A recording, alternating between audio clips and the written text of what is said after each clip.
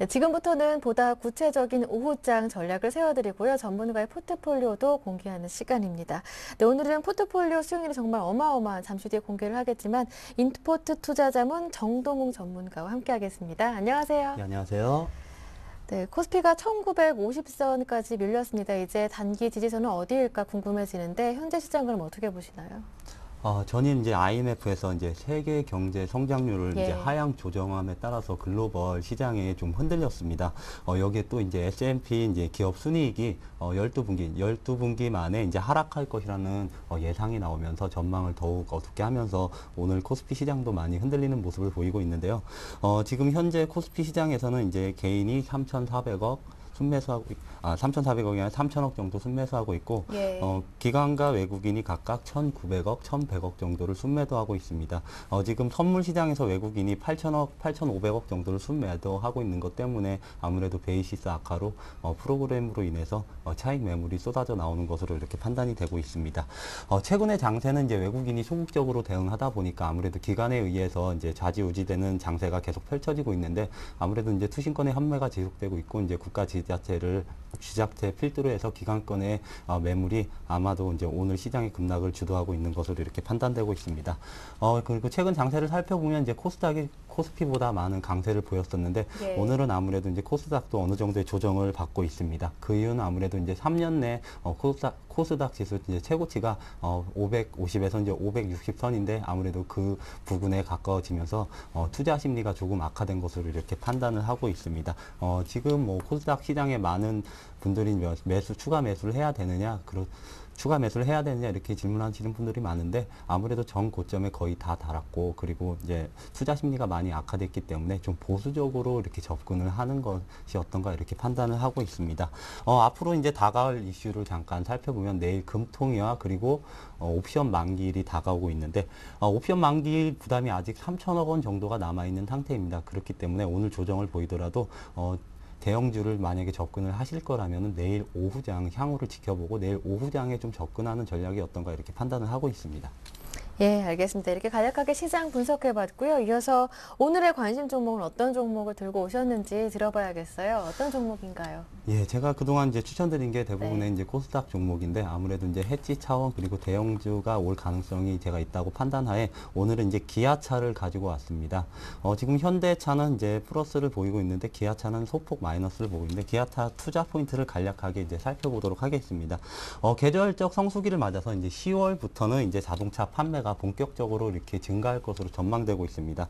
파업으로 인해서 그리고 내수와 수출 부진에도 이제 9월 글로벌 판매 대수가 전년 동월 대비 소폭 상승하는 모습을 보였습니다.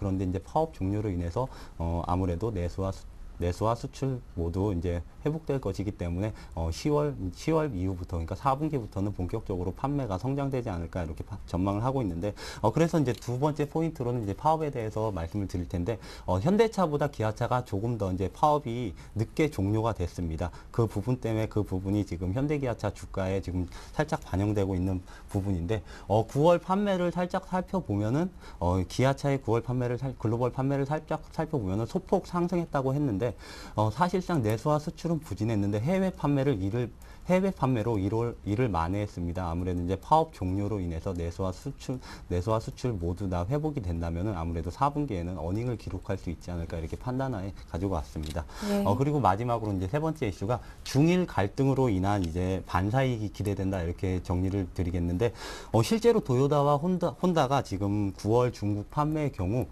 전년 동월 대비 각각 49% 그리고 41%가 감소한 상태입니다.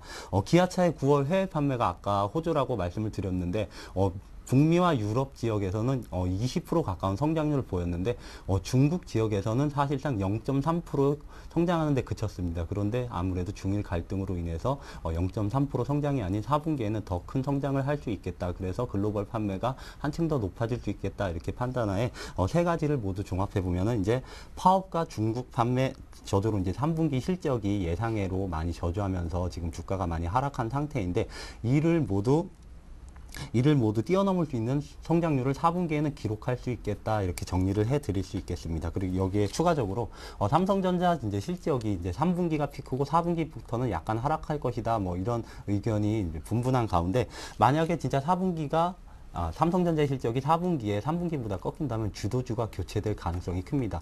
그만큼 저평가되어 있는 대형주 쪽으로 다시 주도주가 바뀔 가능성이 있기 때문에 현대기아차 그리고 지금 많이 하락한 기아차를 오늘은 추천드리도록 하겠습니다. 네, 기아차에 대한 전략까지 세워봤습니다. 이쯤에서 정동우 전문가님의 지난 포트폴리오 수익률부터 확인해 보겠습니다. 화면으로 확인합니다.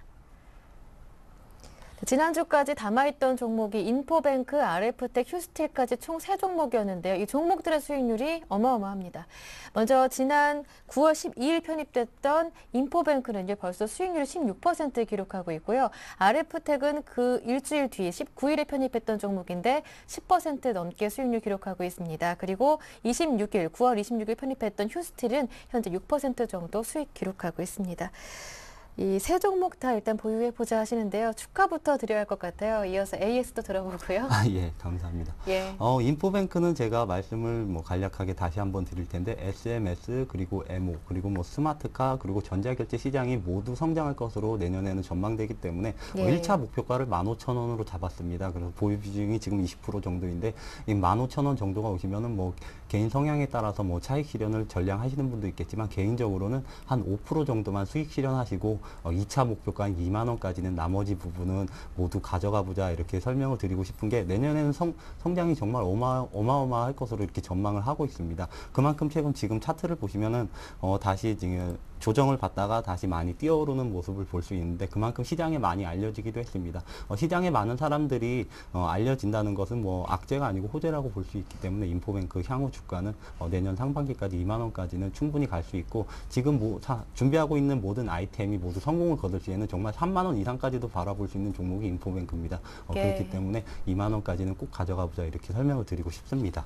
네, 인포뱅크 일단 2만 원까지 그리고 3만 원까지도 가능하겠다 보시면은 지금 신규 매수로 적절한 가격대는 어느 정도로 잡을 수 있을까요? 지금 제가 방금 전에도 말씀드렸듯이 지금 인포뱅크가 예. 너무 좀 최근에 또 급등한 면을 볼 수가 있습니다. 예. 인포뱅크 같은 경우는 이제 제가 말씀드렸듯이 아이템이 성공할 경우 3만 원까지 가능하다 이렇게 말씀드렸는데, 그 성공 여부는 올해 연말이나 아니면 내년 초에 두 가지 큰 아이템이 있는데, 이게 성공 여부가 판가름 날 것 같습니다. 그렇기 네. 때문에 그 아이템들의 성공 여부를 좀 판가름 하셔야 될 텐데, 좀 자세하게 말씀드리기가 좀 힘들 것 같고, 간략하게 말씀드리면 중국 진출 그리고 스마트카 부분에서 엄청난 성장이 있을 것으로 이렇게 전망을 하고 있습니다. 만약에 두 가지 다 모두 성공한다면 정말 3만 원까지 충분히 가능할 것으로 여기고, 만약에 그 아이템이 이제 성공한다는 가정하에는 15,000원에서도 추가 매수해도 이렇게 예. 상관없을 것으로 보고 있습니다. 예, 알겠습니다. 지금 가격도 무난하겠다라는 말씀으로 들리고요.